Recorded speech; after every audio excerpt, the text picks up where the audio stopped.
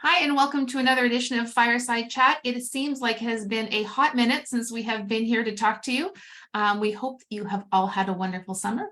I am here with my co-host, Derek DeRuiter. Derek is the Executive Director of the PMFRC, and we are here to chat with you about the annual general meeting that is coming up on September the 20th.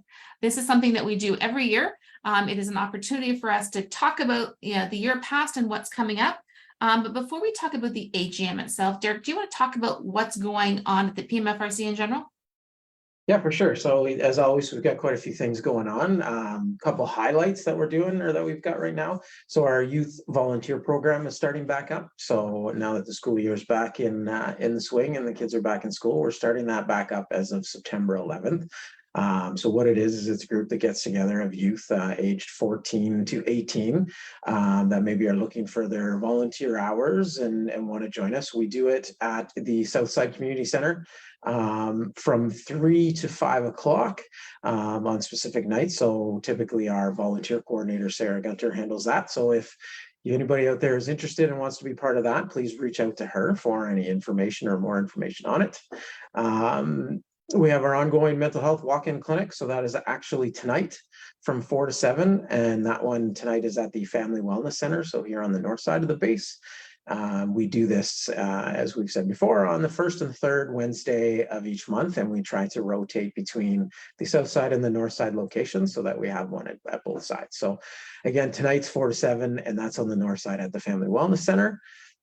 We do our daddy and me and our mommy and me are both back in September. So we do have links and stuff that we can send out for those. So I think Julie's going to put those in the comments section below. So if you're looking or interested to join those programs, the information is there. We also, so right now we have, if people are interested in learning about a second language or learning a second language, we have those programs available as well. So if you have any interest in those, we ask that you contact our navigators. They'll be able to find or give you more information about that second language training programs and what we have available. We also encourage participants to have ongoing support with our navigators so we can help them meet their learning goals and get through those programs a little bit easier. The 7 Habits of Highly Effective Military Families. So that edition is coming up for September 30th from 8 to 4:30. So that's a program we have going. I believe that one's at the south side. Julie, where are we hosting that one? It is at the Southside Community Center. And the nice thing about having it on September 30th, that's also the Saturday that our specialized care is open. So if you are concerned about sitting for a full Saturday because you have childcare will be available in the same facility. You just have to call the specialized care team to find out if you can get your child booked in that. Perfect. I just had a computer glitch there. Are you still seeing me? I want to make sure I'm okay. We still see you.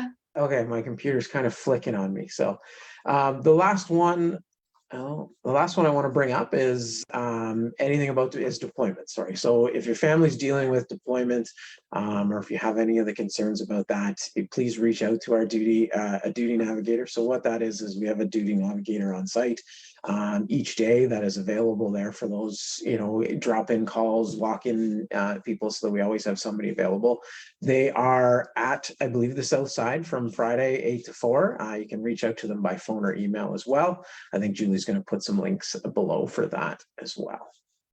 That sounds great. For the special needs, second language programs, we have a lot of new things that are coming in third quarter, starting in October. That includes virtual learning on a platform, but also includes some online classes. So if you are not the kind of person that likes to sort of follow along on a virtual platform and prefer more that personal contact, we have some of those options coming as well. So please reach out and speak to our navigators. They'd love to tell you more about the programs.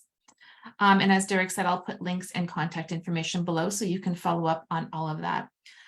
So Derek, AGM, as I said, this is something that happens every year. It is a requirement for us, but beyond that, can you talk about why AGM is important? Why is this something that we do every year?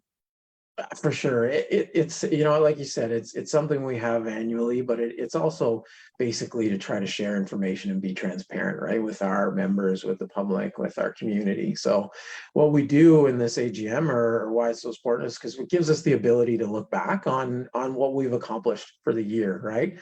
And all the kind of things that we've done, and we can share that information. Gives us kind of that avenue, right? It also, from an organizational standpoint, it holds us accountable, right? So, we're a not-for-profit agency. A lot of the information on our agency is public, so this gives us that avenue as well to share with anybody who's interested. It lets us be transparent and gives us all that extra stuff we can do to let people join us in that meeting. And then it also gives us it gives us a chance to review our financial statements and share that information with the general public. So we're publicly funded as a not-for-profit, so it gives us an idea, and people can see where our money comes from, where it goes, and what we use it for. And yeah, it's a great event for everybody to attend, so that they can kind of get a little bit better idea on the background and how we operate kind of behind the scenes. So if someone does sign up, what's on the agenda? What should they expect if they were to join us? What's the kind of thing that we're going to go through, and what are they going to hear? Yeah, so like you said, you get a chance to meet our board members. We'll have our board there. They'll be running the meeting for the most part. We do bring in our auditor, so every year we get all of our financial statements audited by a professional auditing external firm. So they will be there running a presentation showing all of our financial audit and our financials for the fiscal year that just passed. If there's a need to re-elect or elect any board executives or members, that is part of the process of an AGM. We do a bylaw review, so if we have any changes in any of our bylaws or anything we need to change or update, that takes place at the AGM. We have all of our subcommittees, so we have a bunch of subcommittees that operate under our board, and they will each give a kind of a report on their findings from the year and what they've been up to. And it also gives us a chance to recognize community partners. So we have some community partners that help us out considerably throughout the year, and we take that opportunity to recognize them in that public event. You talk about the board members. I'm going to put a link in the comments below to a page on our website where we have an outline of who our board members are. Our board members are all volunteers.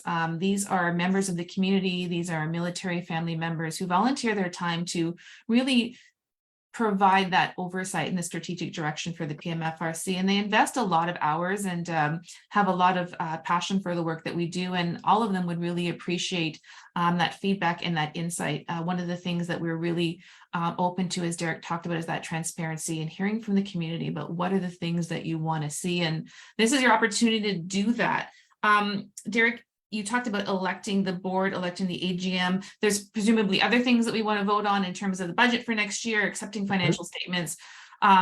Usually you have to be a member of the organization in order to vote. Who is a member of the PMFRC? Who is able to attend? Who is able to vote? Yeah, so really anybody is able to attend. It's open to the public, right? And we encourage as many people to attend as we can so that people have an idea what we do, because we're part of this community, right? Being the fact that it is virtual makes it even easier to do that, right? So I know we've done historically in person in the past.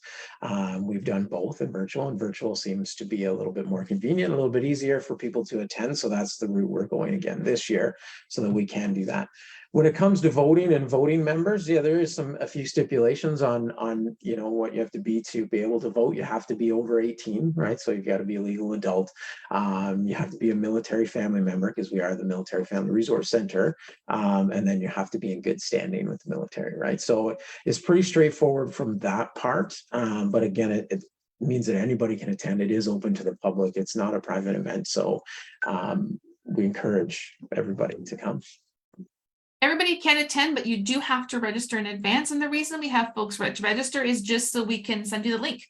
We want to send you the link. We also want to know who is online, so that way we can make sure that we have the set a number of people that we need to have attending.